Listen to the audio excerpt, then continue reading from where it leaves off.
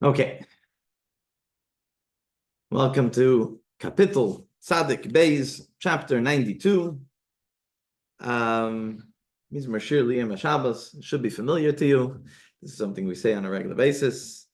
Let us go through it quickly inside, basic translation, and we'll go back to it again with a little bit more explanation. Mizmor Shir, a song, Liyam Shabbos, for the day of Shabbos. Toiv lahaydes Hashem. It is good to praise Hashem. Ulezamer, and to sing l'shimcha elyon, to your name, elyon, that is on, most high. Lahagid babayker chazdecha, to tell the morning about your kindness. Ve'emunasecha ba'leiles, and your trustworthiness, your emunah, your faithfulness, ba'leiles, in the evenings. Alei asar, va'alei navel, different types of harps, a lyre and a harp. Alei goyim bechinar, and a certain melody on top of the harp. Ki simachtani, because you have made me joyful, or you have made me joyous. You have brought me joy. Simachtani, you made me joyful. B'fa'alech Hashem, God, b'fa'alecha, with your actions. B'maseh yodecha, with the work of your hands. Aranein, I'm happy.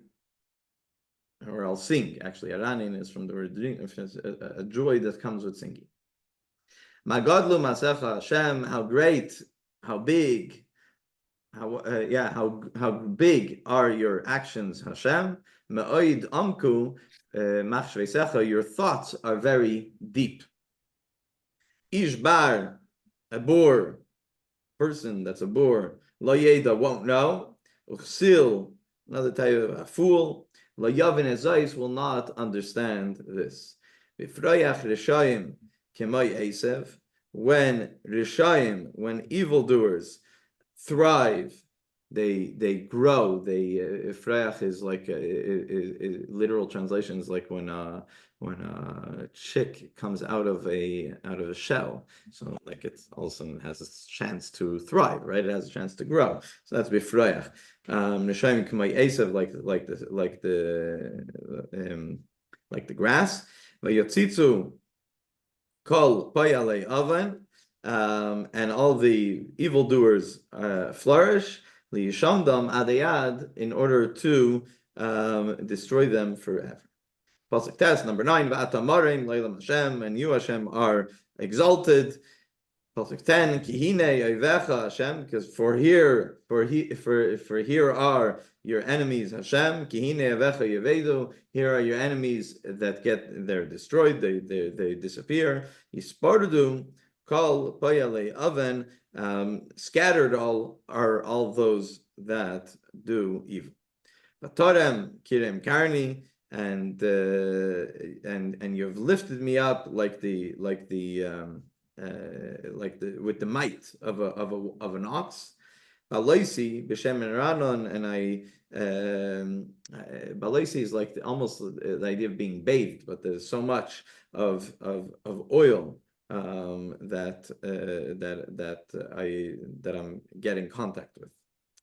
Vatabeit eni b'shurai, and I look with my eyes at my enemies. Bakamim alay mereim, those who want to do bad to me. Ra mereim, those try to do bad to me. They rise up to me. It comes to my ears. I hear about it. Yud Gimel 13. Tzaddik, a righteous person though, katamar yifrach, will grow like a palm tree. Ke'erez, and like a cedar, balavana, in Lebanon, yizge, will grow straight, or will be tall. Pasuk 14, Shsulim v'beis Hashem, will be planted in the house of Hashem, b'chartzos elikenu, in the courtyards of Hashem, yafrichu, they will blossom. Oid, and even more so, oid, more, yinuvun b'seva, in their old age, they'll be fruitful, deshenim v'rananim yiyu, that they'll be fresh, that they'll be full of sap, and they'll be fresh even in their old age. Lahagid, in order to say, in order to prove, in order to continue to talk about Ki Yashar Hashem, that Hashem is just, Suri, my rock, my strength, V'loi avlasa boy, and there's no avla, there's no injustice when it comes to Hashem. So that is the chapter with a basic translation. Very simple. It's quite simple. Very straightforward. It is quite simple. It's quite straightforward, but there's still a lot to talk about. The two lines at the top, this sung every Shabbos by the Levites in the Holy Temple. This psalm speaks of the world to come and comforts the hearts of those crushed by suffering. So, as mentioned on top of the chapter, that it's said every Shabbos. So, as we know, and we say it every morning in davening, the Shir Shel Yom, the song of the day, right? So every day there was a different mizmor, there was a different psalm that was used in the temple by the Levites that was connected with that day of the week. So when we get to that part of davening in Shachris in the morning, right, we say Shir Shel Yom, Hayom Yom Rishon b'Shabbos, right, Hayom Yom Sheni b'Shabbos, and then we say a psalm of Tehillim. But when it comes to Shabbos, we say Hayom Yom Shabbos Kodesh, Shabbat Yahya Avim Meimin Beis Hamikdash. Today is Shabbat, the Holy Shabbos. That on that day the Levites would say in the Holy Temple, and what do we say? This chapter Tzadik Beis. Now it's not the only time that we say it on Shabbos. We also say it Friday night. We also say it Shabbos morning during davening, not just in the song of the day. It is something that we say a few times over the course of Shabbos, but it's very much connected, obviously connected to Shabbos, because it's called a psalm and a song for Shabbos, for Yom HaShabbos, for the day of Shabbos. So what is this chapter? What's the connection? What are we talking about over here? So this chapter, as we've been saying for the last couple of chapters before, this chapter is a continuation. It's part of the 11 chapters that most commentaries, not everybody, but most commentaries attribute this chapter to Moshe Rabbeinu, to Moses, that Moshe Rabbeinu composed 11 different chapters for 11 different tribes. According to the commentary, it is for the Shevet of Yehuda, for the tribe of Yehuda, that Moshe Rabbeinu composed this chapter. So this is the general accepted approach of these chapters, and this chapter specifically. I have it written down over here. See it. There's a commentary that's on Me'am Lois that says if you take the Rashi Tevis, what does Rashi Tevis mean? The beginning of each word of the first verse. The first verse is Mizmar, Shir, Liyayim, Hashabbos. It's four words. That means that there's four letters. The first letter of each word is Mem, Shin, Lamed, and Hey. If you take the Lamed and you put it at the beginning, you have Lamed, Mem, Shin, Hey, which is LeMoshe, which is a commentary that I saw is saying that Moshe Rabbeinu hid his name in this chapter, right? We have 2 chapters ago, chapter 90, that it's Tefillah LeMoshe, that he says very clearly that this is a song, this was a prayer that was composed by Moshe, right? Here, it's hidden in verse number 1, LeMoshe, to Moshe, because this was, according to most opinions, written by Moshe. There is an opinion that it was even written by other Marishain, which we're going to get to, and maybe was lost until Moshe Rabbeinu found it and instituted it as a song. Me'am Lois brings down in the name of Rabbi Yoda Chassid that there's a remez over here. There's like an allusion over here to the fact that Moshe Rabbeinu passed away on Shabbos. So since passed away on Shabbos, by a funeral, we say something called Tziduk Hadin. You ever heard that? You ever heard that word, Tziduk Hadin? Tziduk Hadin is justifying the judgment. So after in the cemetery, after you fill the grave, and in Montreal, since we don't deal with sand, we deal with hard rock. It's not so simple to fill the grave. So sometimes we won't wait until it's full. We try to at least cover the casket. Halachically, it's very important to try to cover the casket, if possible. Sometimes middle of the winter or whatever, or middle of a rainstorm, and it becomes very muddy. It's very, very it's funny because I've done a funeral in Ottawa. In 10 seconds, they were able to. It was such soft sand. In 10 seconds, they were able to fill the whole grave. Here, because Montreal's an island, so we have very tough earth. We have rocky and tough earth, so it's very, very hard. Anyway, side note. But after you fill the grave, we do something called Tziduk Adin. It starts Hatzor Tam Paleg, Yichal Derach Mishpat. You say Baruch Dain Emes, blessed is the true judge. Shekal Mishpat of Tzedek Ve'emes. We say a bunch of different verses. Usually the Chazan or the rabbi that's there will say it. And it's justifying, so to speak, telling Hashem that we don't necessarily understand why you did this, but we know that what you do is just. It's called Tziduk Hadin, justifying the judgment. So the Mamleis brings the name of Rabbi Yehuda Chassid, that Moshe Rabbeinu composed this for Shabbos, knowing that he's going to pass away on Shabbos, justifying Hashem's judgment of him passing away on Shabbos. It's a form of Tziduk Hadin. The Medrash says, so that's the connection of Moshe Rabbeinu. There is a Medrash Tehillim, that says that Adam Rishon said this psalm, said this chapter. When did he say this chapter? He said this chapter when he got kicked out of Gan Eden. What happens? Friday, Adam is created, Chava is created. They eat from the tree of knowledge, right? And he get banished. So it says in the Medrash, it's a fascinating story in the Medrash. The Medrash says that Adam Rishon is supposed to get judgment. Hashem is going to judge him, and he's going to judge him harshly. And the Medrash says that he was not going to be able to get a place in the world to come. In Olam Haba. Comes Shabbos and turns to Hashem and defends Adam Rishon. It's a whole conversation there in the Medrash. Defends Moshe Rabbeinu. So, he defend me. Oh, he was so excited. He defend me. So he says, Mizmar Shir L'Yom HaShabbos. Let me sing a song, a special song, L'Yom HaShabbos, to the day of Shabbos, because he was so happy that Shabbos defended him. What does Shabbos answer? Let us better, both of us together, let us praise Hashem. Instead of you praising Shabbos, let us both praise Hashem. So it's just an interesting message on the beginning of this chapter. It's actually something that we say in davening. We say V'yoyim Hashvi Mishabeach V'oimer. We say in the seventh day praises and says, what's the seventh day? Seventh day Shabbos.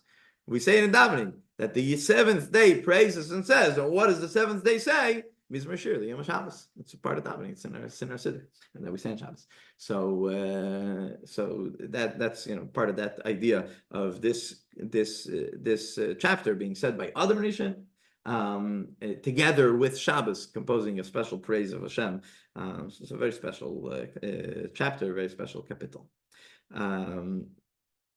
I'm skipping ahead just because I put it as part of the intro, but it's Mizmar Shir Shabbos.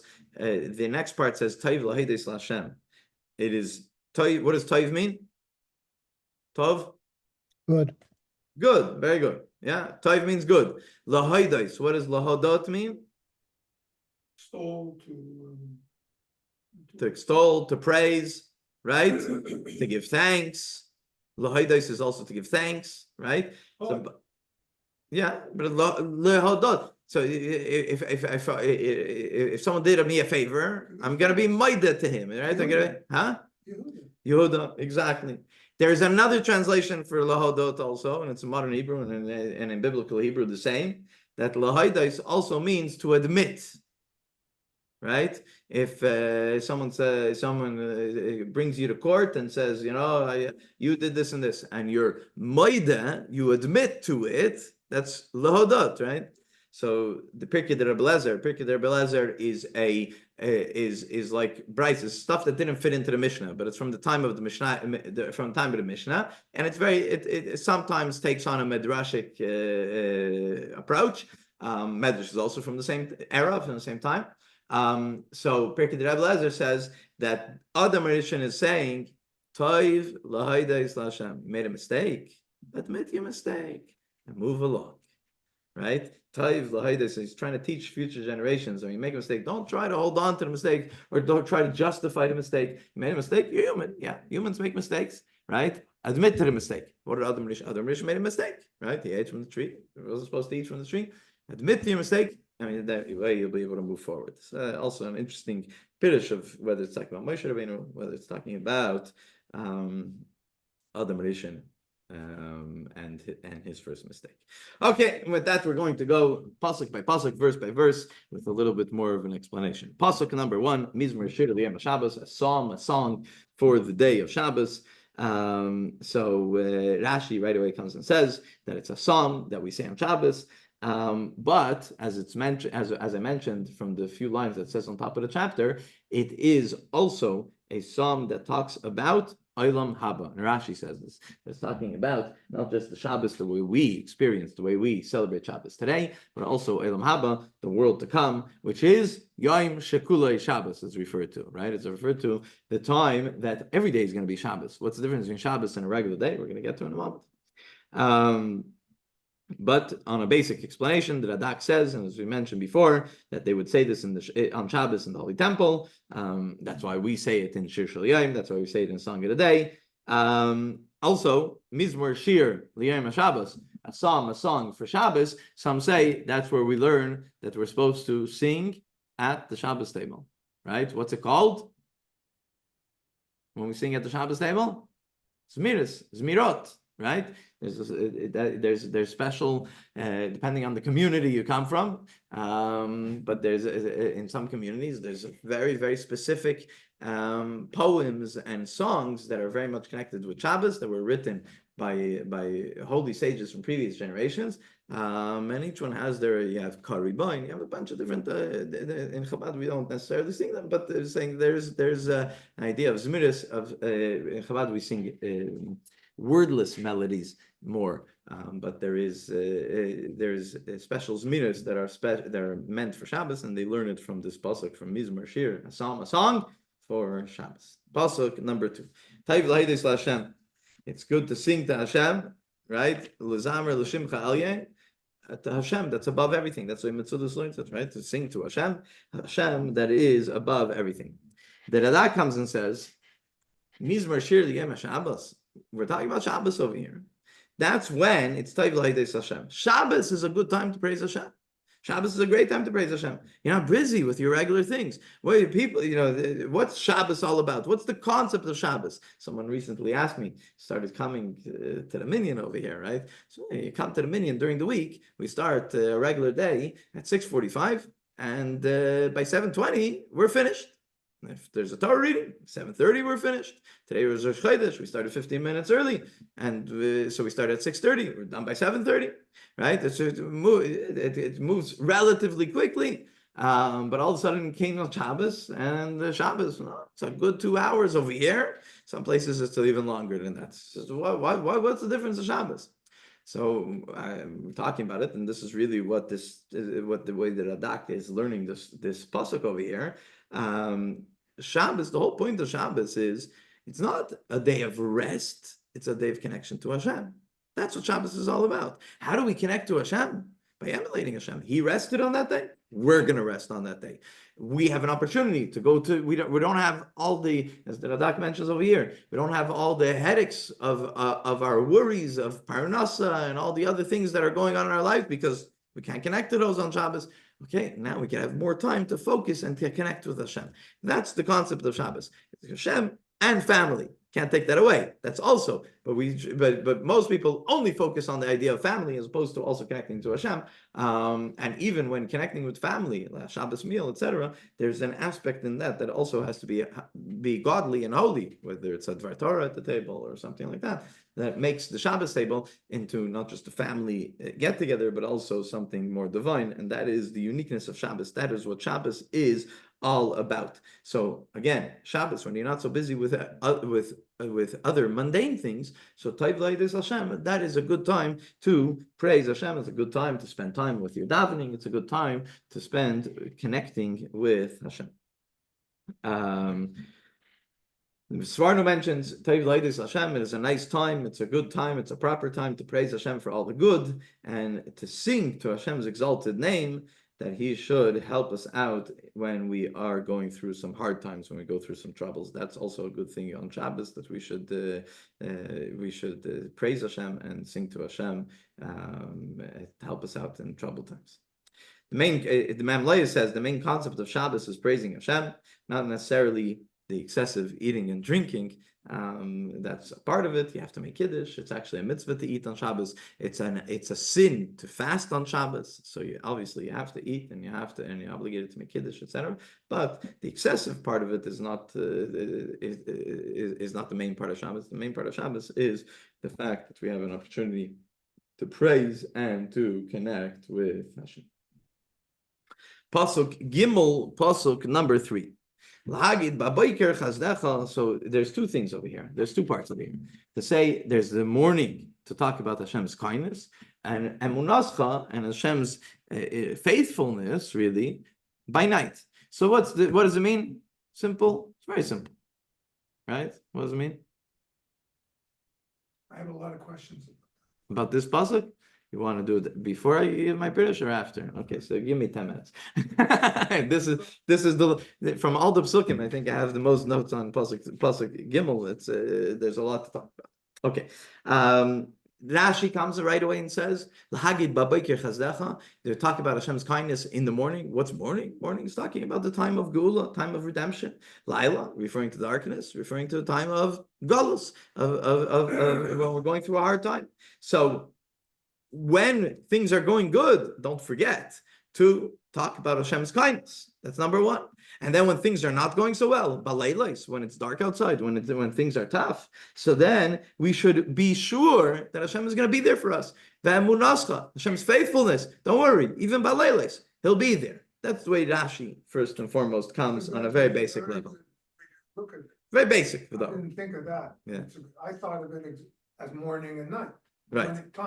Different times. And I didn't, yeah, okay. The Radak says, Lahagid Babayke Chazdecha is Shabbos morning. Shabbos morning, talk about Hashem's kindness, right? Shabbos morning, talk about it's a more relaxed time. You have extra time, like we just talked about. You have more. That's why davening is longer on Shabbos. Sai in the prayer book, it's longer, but also in the way we daven, we take our time more. We'll sing here, we sing more, but in general. By Chassidim, it's not so much in today's day and age, but back in the old country, Chassidim, especially Chabad Chassidim, there was something called davening ba'arichas. Davening ba'arichas means to daven at length. What does it mean to daven at length? Some of them would daven for 6-7 hours. I remember when I was a yeshiva student in Kfar Chabad, went back quite a few years ago. 25 years ago. And Friday night, it was a shtick that we used to go to one of the shuls. It was not the closest shul to where the yeshiva was. It was a good 10-minute walk away. And there was a guy, an elder chassid, that every Friday night, we would only daven later. We were yeshiva students. So Mariv was later in the first place. And then we would make kiddush and eat in our dining room. And then we were done, right? So we would go. So we're talking about the shul there finished Mariv an hour and a half before that. He would still be sitting there by L'chadaidi and singing the gunim and then saying another word and thinking about it, meditating about it, another niggin, another word, and go on and on and on. It was like Rabbi Mochkin over here in Montreal. He also sometimes davens. I don't know if he still does, but when I was a kid, I remember seeing him, especially in the summer. He would come up to the camp where we were. The overnight camp. It's his overnight camp. Son runs it today. And Shabbos afternoon, a regular day, there's things to do. So you daven like a man, you move along. But Shabbos, what else is there to do? So he would daven and daven and daven. 5-6 o'clock in the afternoon, he was still wrapped in his talis, sitting in a corner of a zal, singing a niggin, davening, right? So, we don't expect that from an average person. It's not, but it's just to bring out the concept. But that's what Shabbos is for. It's not if you do that every day. That's like living up on a Tibetan mountain. That's not what Yiddishkeit is all about. But Shabbos, you have that opportunity, and also you can't do it if you have kids waiting for you at home to make Kiddush. You have to get home, right? You have to be there for your family as well. But when you can, and that's what to daven ba'arichas, to daven a little bit longer, that's Shabbos morning when a person is more relaxed. So the Radak says Shabbos morning, that's when we have more time to recognize Hashem's kindness. But if you look at the pasuk, and the Radak mentions this, it's not the only one that mentions this. He says lahagid, to say ba'bayker chazdecha, in the morning to say your kindness, but your faithfulness Baleilos, nights, plural. Baiker, it says it as singular. There's one morning. Okay, Radak says talking about Shabbos morning. But what's Leilos? Why does it say plural? Why does it say plural? Nighttime, we have only, Shabbos only has, it's nighttime. So the Radak, first of all, says, he gives two answers. So he mentions nights in plural. Why? Because usually a person, even on a work day, has more time. In the evening, morning, he's in a rush. Morning, he has to get to work. Morning, he has to get somewhere. He's busy. But in the evenings, so then he could take his time. He could daven. He could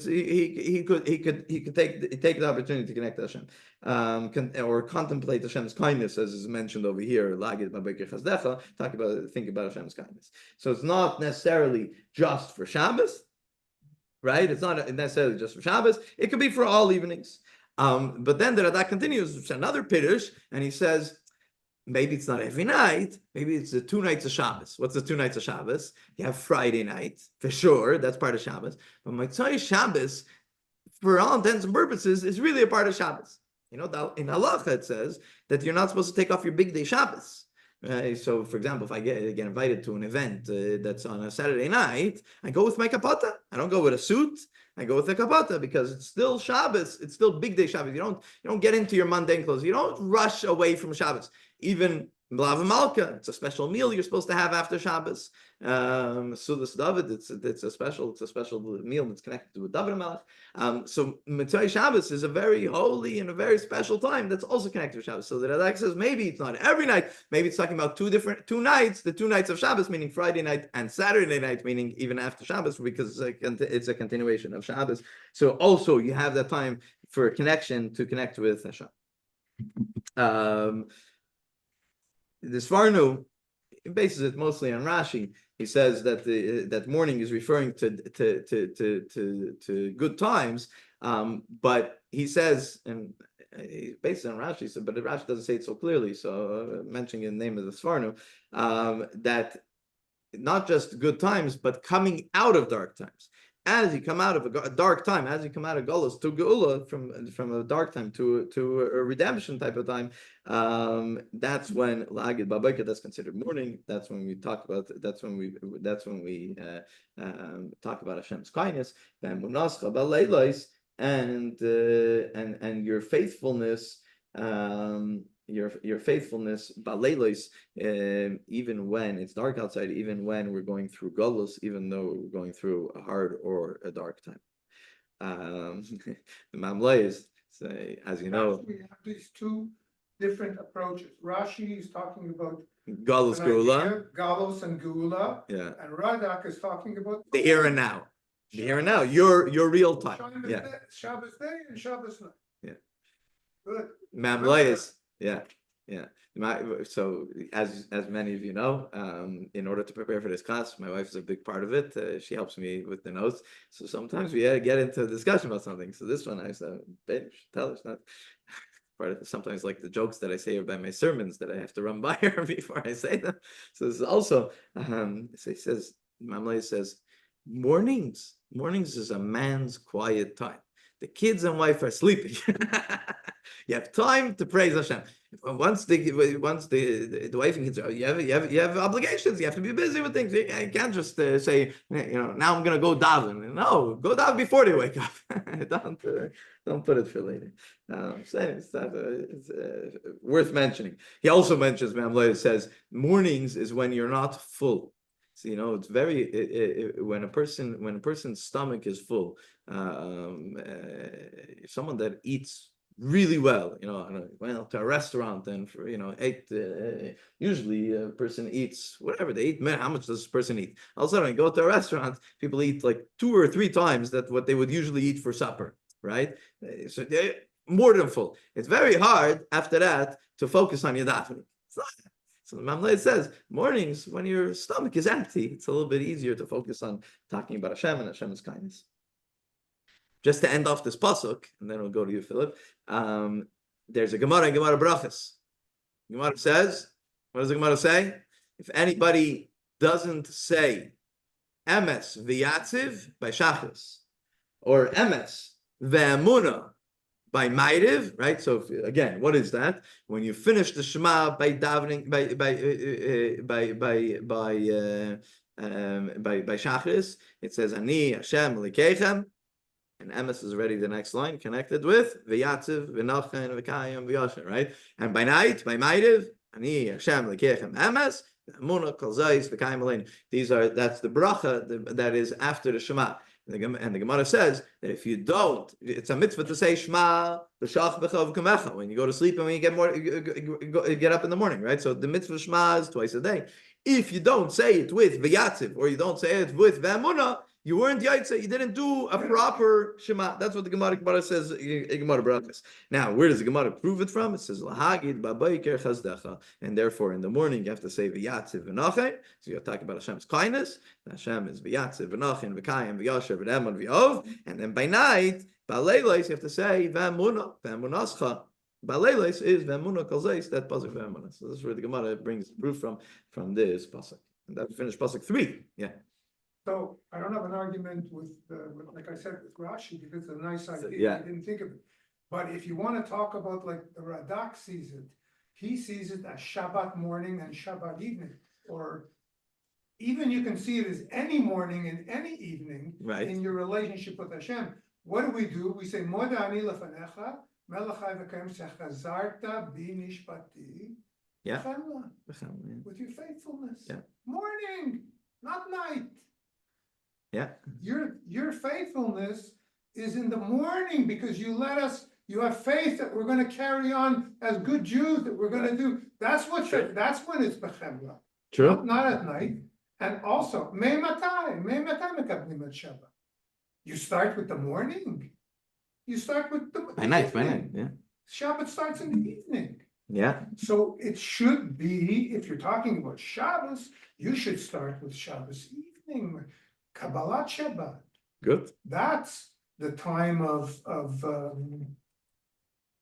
so really it should be reversed. You could reverse thankfulness and faithfulness. Yeah. Each one, and reverse the times. First comes the evening, then comes the morning. Our day starts in the evening. That's it. Sure. Very good. Good. It's good. It means that you were looking into it and thinking about it, not just looking at the translation. Very good. Pasuk Dalet, pasuk number 4. Ali Oser Vali Novel. So we're talking about praising Hashem. So especially when we're talking about Tehillim, so it's done with harps and with lyres and the different types of musical instruments. So Rashi says Ali Oser, the harp of Asar from the word Eser, 10, right? So the special harp that's referred to, the harp with 10 strings, that will be when Mashiach comes. So this is the special harp of 10 strings. Ali Novel, this is the lyre, the instrument called the lyre, right? And Ali Goyim Bechinar, so this says, is referring to not just the harp or the lyre, not just the musical instrument, but also the sound of song that comes from the person that's singing that goes together with it. This is the different ways of singing Hashem's praises. Pasuk number 5. So Hashem, Kisimachtani, Hashem befalecha. Hashem, you have gladdened me. You have made me happy. Simachtani, you have made me happy befalecha with your actions, with your deeds. B'masei and with the work of your hands. Aranein, I will sing. I will be happy. I will be joyous. And Matsuda says that it's referring to the miracles and the wonders that the person is praising Hashem, and the miracles and wonders that you have done for me. The Radak says that the person is saying, when I meditate in your wonderful work of creation, so makes me happy. When do I have time to meditate about your wonderful things of creation? Obviously, Shabbos is the time that you have more time, and that's why it's connected here in this chapter, and it brings the person tremendous joy. And Shabbos is a time that you're supposed to be joyful, etc. The Sfarnu says, Pa'alecha, your work, it's referring to the creation of man. Kisimachtan, you made me joyful. You created me, right? Pa'alecha, with your act, with your creation, you created humans. B'tzelem Hakim, you created men and women, but you've created humans, B'tzelem Hakim, in the reflection of God. And b'masei yodecha, the handiwork, the work of your hands, it's referring to everything that Hashem created in this world to be there to help the person fulfill his mission here in this world, right? Everything that Hashem created in this world has a mission, has a purpose. Humans first and foremost, but everything else also, and some of it is to support the human within his mission here in this world to make this world into a better place. So that's Matzah Yodecha, that is the work of your hands. Another just came to me now. Yeah. Another thing, why can't you reverse it? What comes first? Machshavatecha. Huh? First is supposed to be Machshavatecha. First you think about. Where is Machshavatecha? Ma gadlu ma'asecha Hashem. One second. We didn't do Pasuk 6 yet. Okay, but it starts Ma gadlu ma'asecha. 1 second. Okay, I'll wait till you finish. Yeah, we just did Pasuk number 5. Okay, I thought you were already. Now we'll go to Pasuk number 6. Okay, Pasuk 6. Ma gadlu ma'asecha Hashem, how great are your actions, are your work, Hashem. Ma'id amku machshvesecha, your thoughts are very deep. So now that I know where you're going, so I'm going to explain it to you. What does it mean that they're very deep? That the depths of Hashem of Hashem's thoughts is something that the way Metzudas explains it, but it's something that we'll never be able to get to the depths of. And you can learn it in a few different ways. You can learn it in a spiritual sense, but you can even see it in the physical world. Every time there's another scientific breakthrough, for example, right? They're just touching a little bit of Hashem's depth. How much deeper is there taka here in this world? How much deeper is there? How much more depth is there? Tremendous more depth that we'll never understand. Or slowly we get to, maybe when Mashiach comes, we'll have a better understanding. So first of all, ma gadlu ma'asech Hashem, how great are your actions, meaning the fact that He created the world. But the depth of it, we'll never get to. That's the idea. We'll never get to the depth of it. Svarnu says, how great are the things that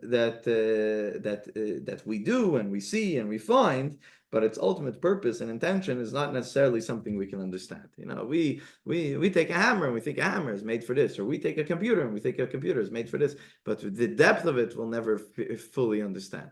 And this is something, you know, I mean, it's something that definitely we have in our relationship with Hashem. Some scientists feel that way too, right? That they understand something, but they can't even, you'll never understand the depth the way Albert Einstein understood it, right? Me and you, we won't understand. Maybe you will. I won't understand. But how much more so is it with Hashem? So again, so I don't know, Philip, if your question still applies, but the idea of, first of all, Hashem created the world. And second of all, we can't get to the depth of understanding the depth of Hashem's creation. That's why it's secondary. But first of all, Hashem, we say, Yom Rishon, Yom Sheni, that's when He created the world. That's Ma'asecha. But we know that Machshavat Chila, 2,000 years before. Yeah. One. No, but it's talking. First, and then Right. Ma'asecha. First is the idea, then is the deed. But Right. anyway, it's okay. No, but it's I'm talking not about from saying the it's perspective of the person, meaning from the perspective of the person. Especially First, when it's talking about God. yeah. No, but from the perspective of the person, the person first says, "Oh wow, what a beautiful world," but they'll never fully understand. You understand what you're saying? Okay, good. I accept. Perfect. I accept. Yeah. I'm Okay, Pasuk Zayin. I'm not Radak, I'm not Rashi. I'm just giving a little spice to the class. 100%. So, Good. Pasuk Zayin. Pasuk 7.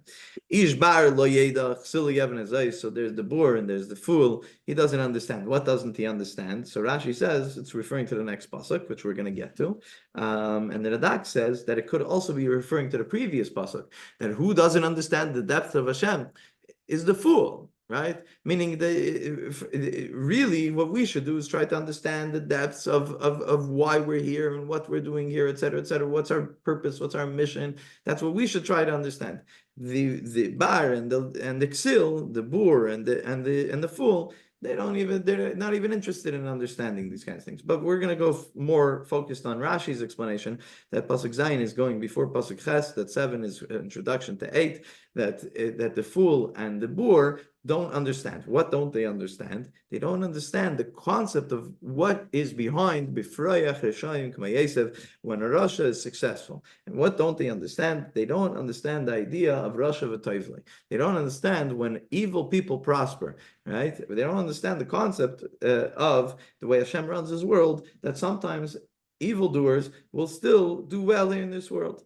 That's what they don't understand. So that's we're going to go in pasuk ches, pasuk 8. Rashi says that this thriving of the Rishayim, it's something, the thriving of the evildoers, it's something only temporary.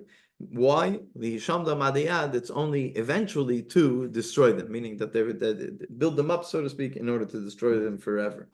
The Mitzudah says the thriving is the little reward that they get for mitzvahs that they did do, because there's no such a thing. Even an evil person, he did something good. He did a few, so for a tzaddik, as we mentioned many times, they get the reward in the world to come. So they're not going to get it here necessarily here in this world.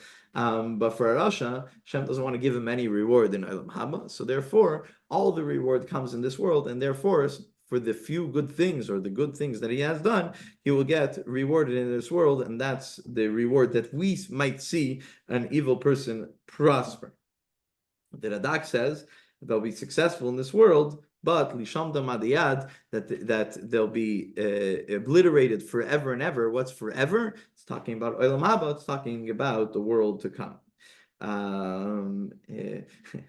In Mamleis, he says they prosper here in this world so that they shouldn't use it as an excuse. They say, I was poor, I didn't have what these, of course I was a bad person. So Hashem says, no, look, you prospered, you had everything that you needed. You could have gone away from your evil ways and you didn't. So you can't use it, you shouldn't be able to use that as an excuse. This concept, Rashi mentions it, but it's brought down in a medrash, especially it's a medrash on Megillas Esther. That what's this idea that Rashi says that they prosper only in order to destroy them later. So the medrash says, look at Haman. Haman was a nobody. Who picked him up? Hashem picked him up in order to destroy him. Because if you destroy a Russia that nobody knew about, you didn't destroy Russia. If everybody knows who he is and everybody knows that he's a Russian, then he gets destroyed. He gets hung on the gallows that he created for Mordechai. Oh, that's a lesson that we could see, right? With Pharaoh. Yeah. Hashem hardened his heart. Oh. He would have given in after the fifth plague. Wouldn't be so big. Wouldn't see all those miracles. All the rest of them. Good, very good. A great example. Yeah. So an unknown Russia, big deal. So he was destroyed. But a known Russia, so that's why. So that's Medrash and Rashi talks about this idea of building up in order to destroy. Pasuk number 9. But Hashem, you in all your judgments, as Rashi says, in all your judgments, Olam Hashem, you are always marim, you are always exalted. What does he mean? He says you're always on the yadcha ala yaina. Rashi says your name is always on the winning side. Someone writing in the comments that Hashem should continue destroying all the Rashas and Hamans in Iran. Yeah, exactly. Listen, if this Hamas guy that was killed in Iran wasn't built up to what he was, and he died in Iran, okay, another evil one. The fact that everybody knows the kind of evil that this person is, so it becomes a simcha. It's like a modern day Purim when he over here. I mean, I don't have the authority to establish a halal, but it felt like saying halal that day was such a happy day when a Rasha dies like that. So yeah.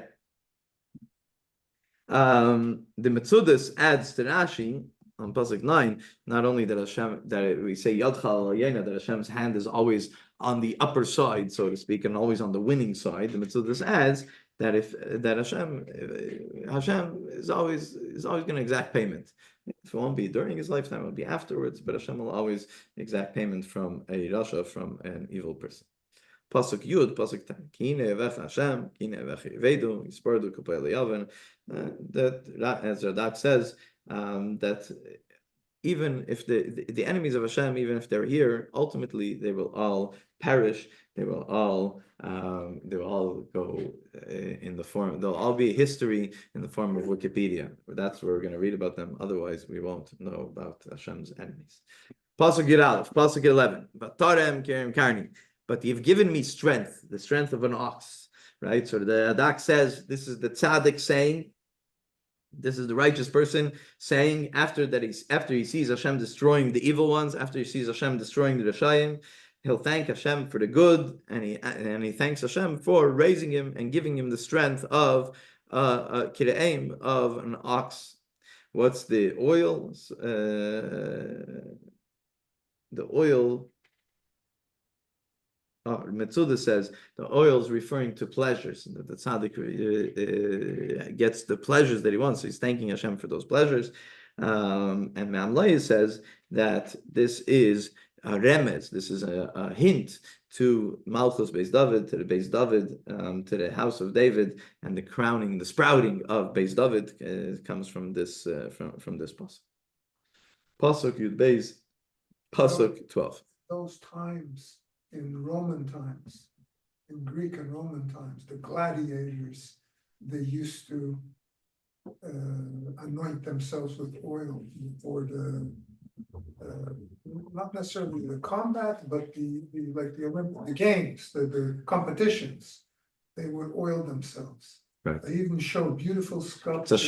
It's a sign of wealth. It's a sign of strength. Strength, yeah. Because the oil shows off all their muscles, you know, makes them bigger. And there's beautiful sculptures, famous sculptures. There's one of a gladiator. Yeah. He has a special tool, striggle, I think it's called. It's shaped like a boomerang. And right. It's used specifically clean the oil off the body after the competition. Good. Okay. Pasuk Yud Beis, Pasuk 12. V'atabi teini b'shurei, and it's a continuation of the tzaddik talking. The tzaddik says that he sees, right? He sees his enemies. I'll see my enemies, and tishmana oznai, my ear will hear. So what's it talking about? Rashi says that the tzaddik hears from the other side. Rashi says ma'achere aparged, from the other side of the curtain. So it's a euphemism for the other side, meaning the spiritual side, the divine side, and he hears from them that the enemies will never be able to destroy us, will never be able to fully destroy us. The Metzuda says that Tishman Azam, my ear will hear. It's referring to the fact that the tzaddik will hear what he wants to hear, meaning the destruction of his enemies. Mamleah says that there's a request. It refers exactly to what you said earlier about what happened in Iran. Yeah. There's an example of my enemies rising up against me, and my ears have heard their doom. Literally. Yep. That kind of thing, right? Also. Yeah, for sure, exactly, and It's exactly. Not also. If you're That's conscious exactly of what it is. what's going. Okay, sorry. Yeah. No. The Mamleah says that this pasuk is like a request for long life. Is asking, I want to live long enough that I should see that my enemies will fall. Right? Not just that it should be something that eventually the enemies will fall, etc. No, it should be something that I should see in my lifetime. Asking for long life, so I should be able to see the fall of the evil ones, fall of evil in general, and that the good are successful, etc. Also, like the next verse. Yeah, okay, so let's go to the next verse. Pasuk Yud Gimel, Pasuk 13. When it comes to the tzaddik Katamar Yifrach, that the tzaddik, so two things. First of all, there's two different types of trees over here, right? There's the palm tree and there's the cedar tree. So he's saying that the tzaddik will flourish like the palm tree and like the cedar tree of Lebanon. So first of all, Rashi says that it's a continuation. Right? What's a palm tree is the dates that continue into the next generation. So that's the first thing that Rashi mentions, that it's something that won't just be here today and gone tomorrow. It's something that the tzaddik is here today and continues in the next generation. The Metzuda says talking about the other tree, to become that a tzaddik becomes tall and strong like cedar tree, like a cedar tree. Radak brings up, he says, because it says Ke'erez balavanin, a cedar tree in Lebanon. So some people think that it is in Lebanon. Radak says that there's a forest in Israel that's called Lebanon, that's called Lebanon, and that's where the cedar trees are from. And the Radak also says, it's interesting that when he talks about the flourishing of the evil ones, of the Rasha, he refers to them as grass. He talks about the strength of a tzaddik, the continuation of a tzaddik. He talks about strong, straight up, fruitful trees. So just to show the difference between tzaddik and Rasha. So the boor and the fool, as we say in pasuk 7, pasuk Zayin, don't understand the concept of what's good and what's bad and how Hashem treats this one, how Hashem treats that one. This is not something that you need to understand. Hashem exacts payment from when he needs the exact payment, when he needs the exact payment. But a tzaddik will stand strong. A tzaddik will be there for the next generation. A tzaddik will continue in the next generation, meaning the fruit will continue in the next generation, and he'll stand strong and straight like a cedar tree. And a righteous person also is like a date palm in that you know what a date palm, they produce dates. You know what that looks like when you see the fruit on a tree. Each mitzvah a person performs is like a fruit. If you're a righteous person, you can produce a lot of nice fruit, right, including your offspring, but also by your good deeds. Right. I'm going to get that in a moment. Imam Leah says that it takes a palm tree 70 years to start bearing fruit. So what does it represent? It represents the idea of that really that the reward of a tzaddik is not necessarily in his lifetime. It's not for the first 70 years. It's after. It's in Olam Haba, in the world to come. That's the reward. The Baal Shem Tov says that it says two different types of trees. It's talking about two different types of tzaddikim. There are tzaddikim that are just to themselves, and that is, they're strong, they're straight, but they're only about their relationship with Hashem. And that is like the cedar tree, a strong tree that's connected to God, and it's a tzaddik that's connected to Hashem and stands straight and stands tall. But then you have a tzaddik that is all about the fruit. That is like a palm tree. It's all about giving to the next generation, making sure that there is something to give to the next generation. And the Rebbe says that they're both tzaddikim. They're both righteous, and they're both righteous in their own right. But what's better? Someone that is not only or not about his own personal growth, someone that's about helping another. This was the Rebbe's life, and this is what the Rebbe demanded from his shluchim to do, that it shouldn't just be about you, or it shouldn't be at all about you. It's all about what could we do for somebody else? How could I help somebody? How could I be there for somebody else? How could I make sure that there's fruit? Meaning, how can I make sure that there is a next generation? How am I going to make sure that someone else cares about Yiddishkeit, or someone else has some need, and we could try to fill that need? And that's what the Rebbe explains what the Baal Shem Tov was talking about, the two different tzaddiks over here, the tzaddik with fruit and the tzaddik without fruit. The tzaddik is a straight cedar tree, or the palm tree that gives off fruit and that gives off to the next generation.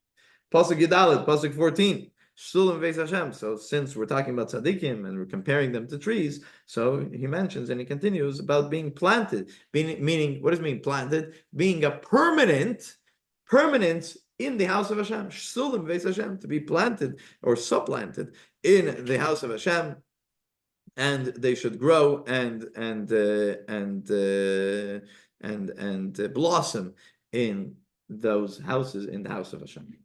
Pasuk Tetzvav, Pasuk 15, Oyd Yenuvim B'Seiva, and such a person, even when he gets older, Yenuvim B'Seiva, when he retires, when he's a tzaddik all his life, he was a righteous person, he taught Torah, he taught people, he helped people. So even when he becomes older, he's still going to be young, he's still going to be full of sap and freshness, as if he was younger. So when a person ages, their wisdom will become more rich. It will be something that they'll be able still to give on to the next generation. The Radak says that it's referring to the times of Mashiach, that the elderly will be young again.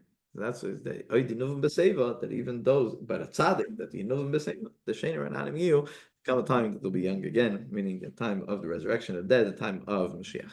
And the final pasuk, Pasuk Zayin, Pasuk 16.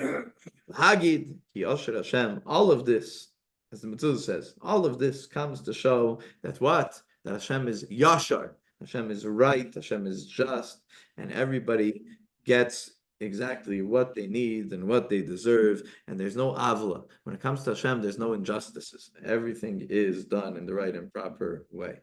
The mamleis, just stand off with the mamleis, that today, in today's dark world, you might have people that straddle the fence, people that are not sure. You look around, they see evil people prosper, maybe that's the right way. But I know that really the righteous way is the right way. And they straddle the fence and confused which way they should go.